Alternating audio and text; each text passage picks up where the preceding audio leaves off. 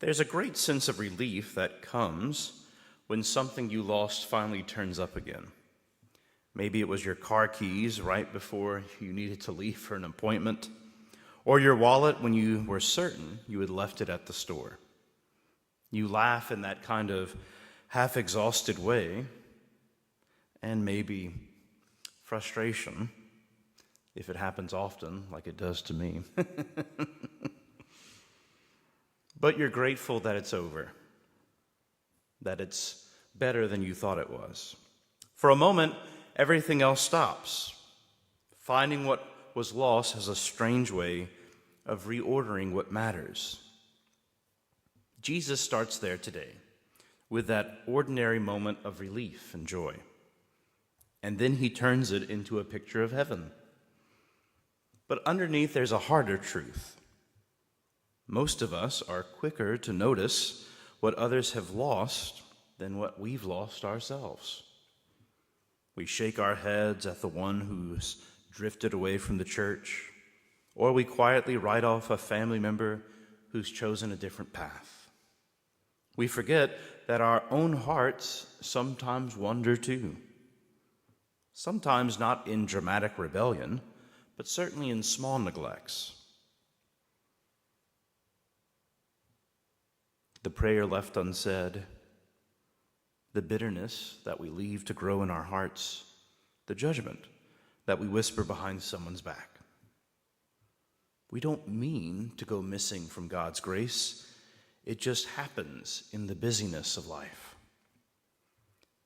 But St. Paul writes, none of us lives for oneself, and none of us dies for oneself. Whether we live or die, we are the Lord's. That's the reality of our faith. We belong to Jesus.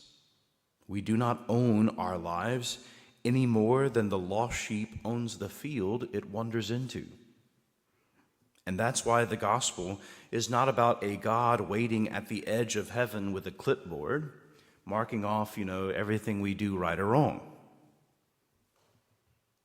It's about a God who refuses to stop searching for us. Jesus tells of a shepherd who leaves 99 sheep in the wilderness to go after the one that's gone astray, and of a woman who lights a lamp and sweeps her whole house until she finds the lost coin.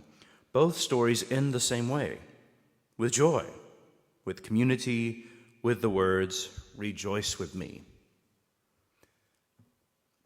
Now, us, if somebody were to call me and say, "Come to my house and rejoice with me, I found my penny," I wouldn't be very excited to go over there and say, "Oh, congratulations, I'll give you another one." But that's because we take those things for granted. For me, what's a penny? But for someone who has so little, maybe every cent counts. To one who has, hundreds of livestock, what's losing one? But to the one who has maybe 3 or 4 sheep, that one matters. And so we always remember, even in the small things, there are opportunities to rejoice in God's grace. Because then we start to realize that there are probably a lot of small blessings in our lives that we've forgotten to give thanks to God because we kind of taken them for granted. But heaven's joy is not restrained. It's the gladness of the shepherd who finds the one who is lost and carries them home. And if we're honest, we all resist that kind of mercy from time to time.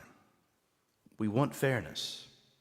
We want the 99 to get some credit for staying put and following the rules. We don't shout it out loud usually, but it does show up in our thoughts and in our actions. The gossip that sounds a little bit like concern, the small comparisons we make between each other, the quiet satisfaction that we followed the rules. We want the lost sheep to learn its lesson before we join in the celebration. Remember the prodigal brother who chastised his father for celebrating the return of his no-good brother, the prodigal son. And as the prodigal father said, if you want to stay out here, okay, but I'm going inside to celebrate. Have your pity party, but I'm going to rejoice because your brother was dead and now he's alive. Heaven rejoices the moment one sinner comes home. We don't have to be the hero of the story. We just have to stop running. Every Mass is a reminder of that. We arrive with our distractions, our irritations, and our quiet sins, and the Lord doesn't scold us. He finds us and he lifts us up onto his shoulders again. When the priest raises the host, that's the moment that the searching shepherd finds his sheep. He doesn't ask if we deserve to be carried. He simply carries us. And then once he feeds us with himself, he sends us out to do the same, to become the ones who search, who forgive, and who notice the people quietly slipping away from the flock. The judgment seat of Christ is not meant to terrify us. It's meant to prepare us for joy. We will give a full account of our lives, yes, indeed. But the one who judges is the same one who went looking for us first. As Bishop Barron reminds us, Jesus who went all the way to the very edges of God-forsakenness so that not one might be lost. The same hands that hold the scales of justice are the hands that broke bread for sinners. So maybe today the question is simple. Who around you might be missing? And are you willing to leave your comfort zone to find them? Because heaven is already planning a celebration, and the shepherd still wants his flock to be whole. But until that day, we take our turn in his search, bringing mercy wherever it has gone missing.